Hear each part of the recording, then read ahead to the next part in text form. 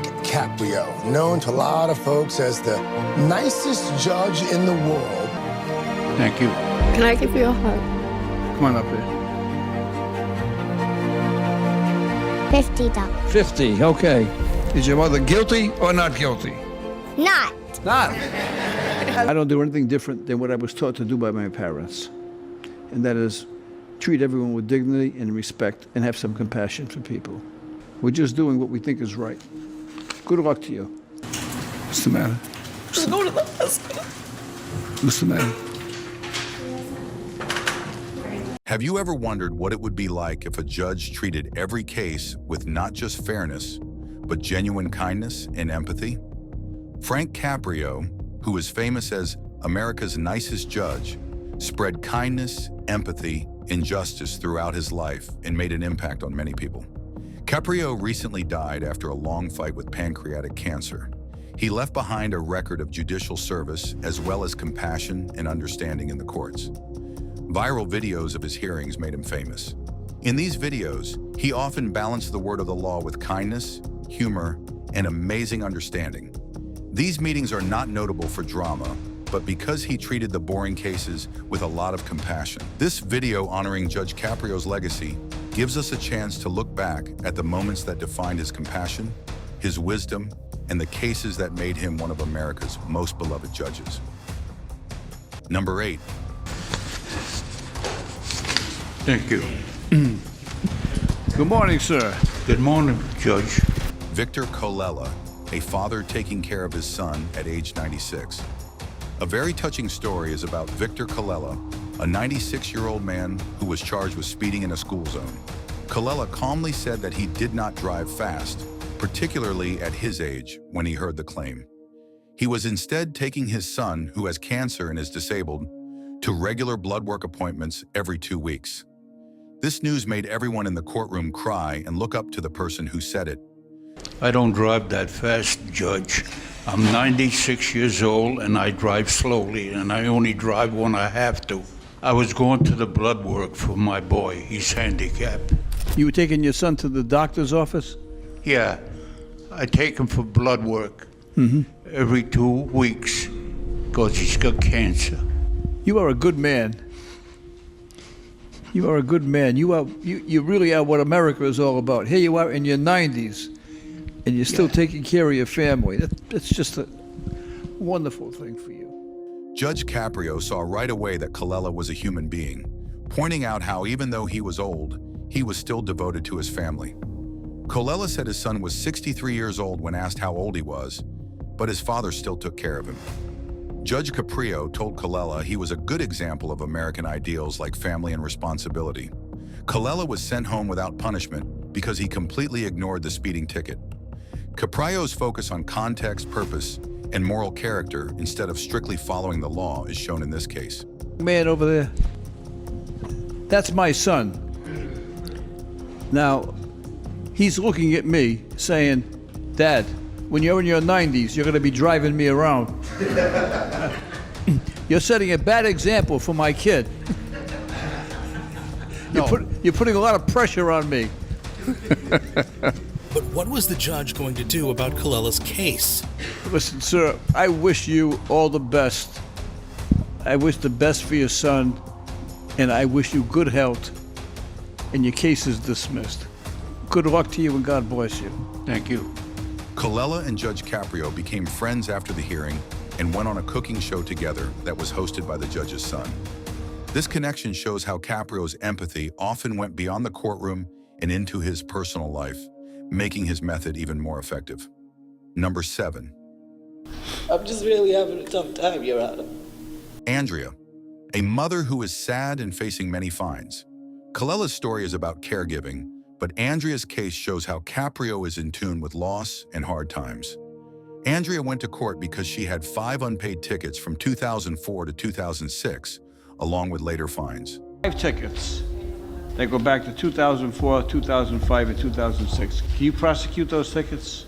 No, Your Honor, not from 04, 05. We won't even have copies of those, Your Honor. Those matters are going to be dismissed. I wasn't aware of them. Anyway, I'm sorry. Well, Thank you. The issue isn't whether you are aware of them. The issue is whether or not they were placed on the vehicle, and they were. At first, Caprio talked about the older tickets, which were thrown out because they could not be charged for having no records. Then people started to pay more attention to newer violations, like the parking meter fines and the ticket on Friendship Street. Andrea talked about how these tickets came to be, telling a story of tragedy and personal battle. Her son had died the year before, and she had to go to Social Security to deal with a problem with too much money being paid. She got another ticket during this process.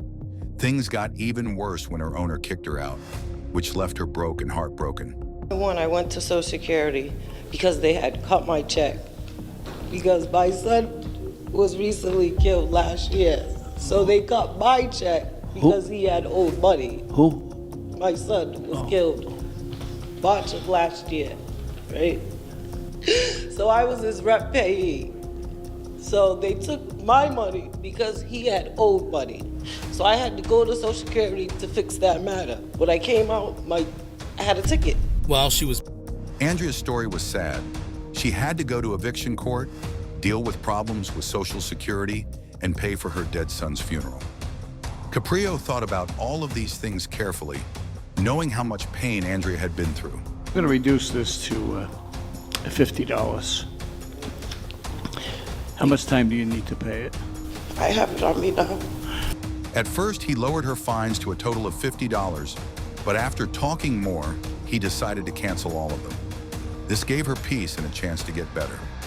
Caprio's trademark of matching legal duties with kindness is shown in this case. It shows that justice is not only about punishment, but also about taking personal situations into account. If you believe the world needs more judges like Caprio, show some love.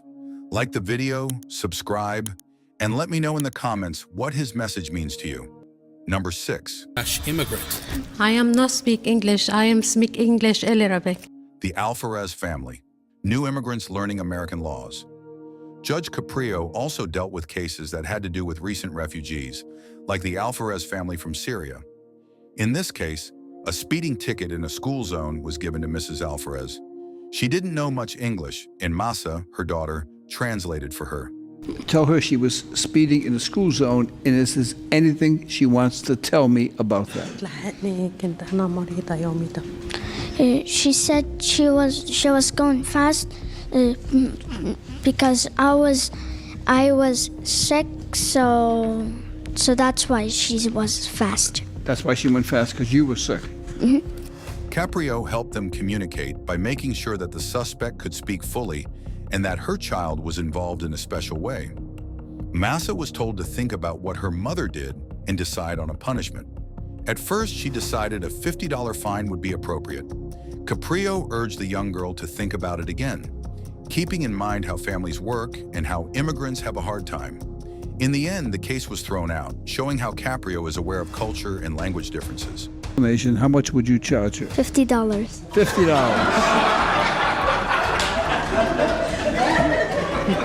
Hold that. Bang it and say $50. $50. Caprio talked to the family later and thanked them for their work in raising a bright and responsible child. He also welcomed them to America.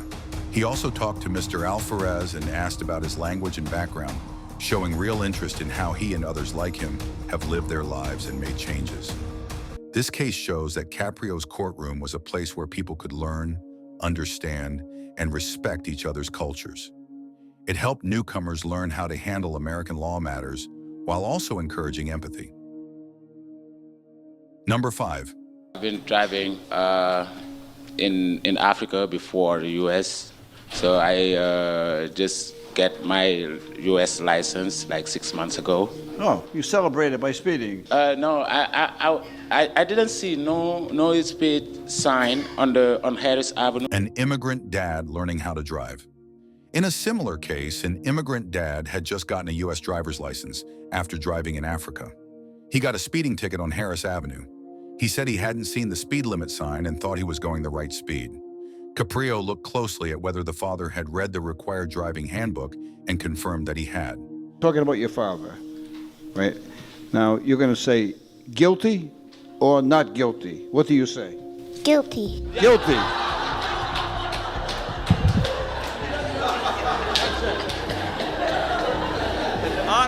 An honest boy. It's official. You are guilty. No, he didn't understand. He doesn't know what he's saying. This shows how important it is to know the local laws. The father said that he had been following the cars in front of him while driving with his wife and 2 kids. Caprio spoke to each family member one at a time and asked the wife and son to agree on how fast the car was going.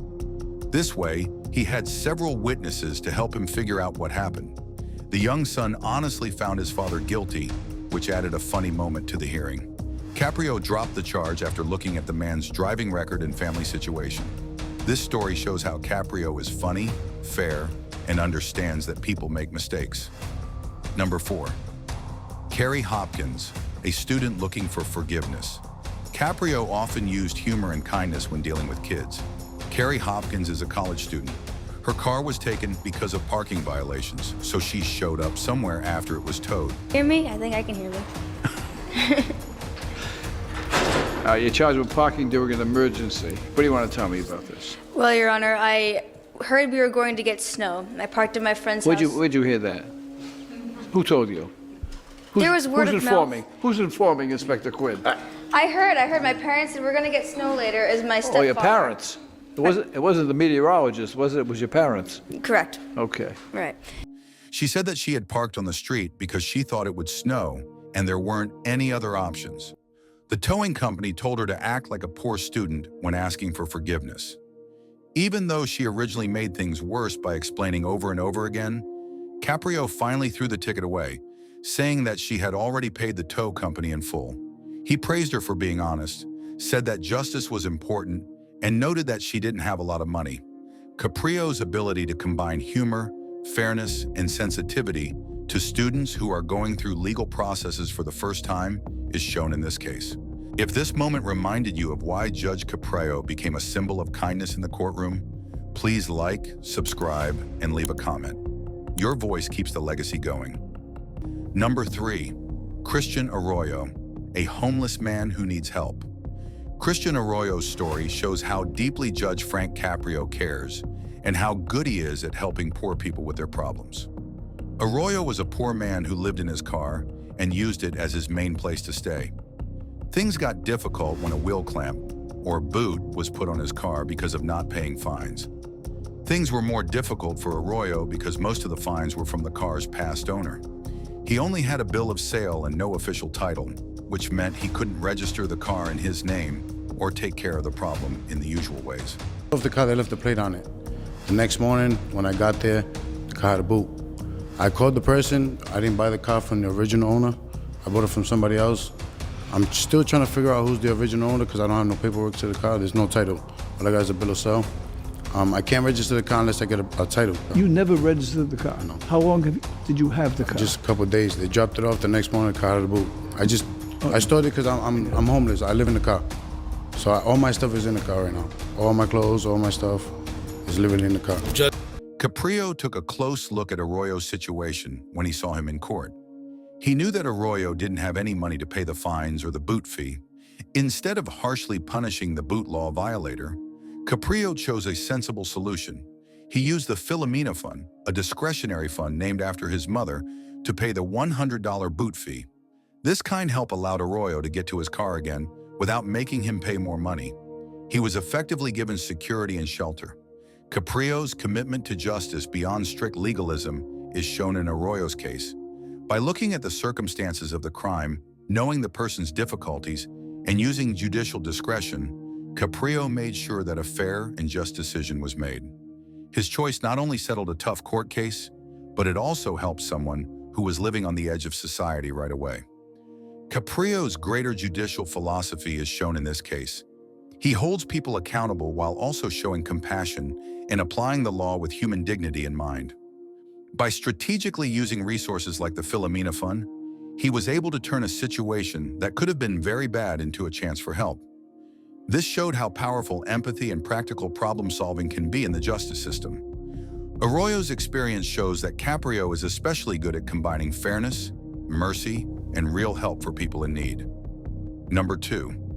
So Murray, your motor vehicle has been booted. You have 7 violations. One's a red light, one's a school zone ticket, and the other 5 are parking tickets. All right, it's going to cost you $100 for the boot fee, and it's going to cost you $150 for the tickets. Daniel Murray, a man with 7 offenses and little money.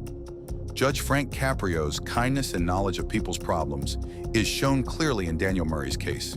He had walked 5 miles from East Providence to the courts, showing how much he wanted to take care of his legal problems, even though they were bothering him. When Murray told Caprio about his situation, he knew right away that the man was having a hard time and had really tried to make it to court. Caprio also took the time to make sure Murray could get home safely by planning a ride so he wouldn't have to walk back. Caprio's work with Murray shows that justice isn't just about enforcing laws. It's also about knowing people's situations and helping them get better. Caprio backed Murray, but also stressed the importance of duty. This changed Murray's life and helped him learn and think about his life as well as gain hope for a better future. This case shows how the judge believes in mixing fairness, understanding, and community duty to get justice that really helps people. Number 1. She said you are the judge that she saw on TV. Sophia, a judge in training at the age of 6. Sophia, a 6-year-old girl, was the one who made a courtroom choice. This is one of the most heartwarming examples of Judge Frank Caprio's special way of doing justice. Caprio's way of mixing justice with humanity and learning was shown when the family went to court. It made the family feel more comfortable and turned the experience into a lesson. When Sophia was called up to the bench, Caprio talked to her nicely at first and asked her name, how old she was, and what she wanted to be when she grew up. Sophia said she wanted to be a farmer to feed animals and that she had just turned 6. After they were introduced, Caprio gave Sophia a real job, deciding how much of her mother's fine she should pay. He took care to explain what was going on and give her options. Problem, you want to help me? Yes. All right, here's my problem. Come over here. Your mother has a ticket that's $85. Don't you look at her. Look at me. Your mother has a ticket that's $85. Look at me. Don't look at your mother. Okay? Now, you're going to be honest, okay? All right. Now, I can charge her $85, or I can charge her something less. So should I give her a break and not charge her $85? Yes. And how much should I charge her, do you think? $100. $100. To pay the full amount, to reduce it, or not to do anything at all. At first, Sophia proposed a sum that would have made her mother's punishment worse. Finally, with Caprio's help, Sophia thought about it again and decided that her mother shouldn't have to pay anything, which was basically the end of the case. In this interaction, Caprio's patience and kindness were on display, as well as his ability to teach kids how to think about right and wrong. By working with Sophia personally, he was able to teach her about justice, responsibility, and empathy in a safe space where she felt comfortable. Caprio's legacy is summed up in that moment.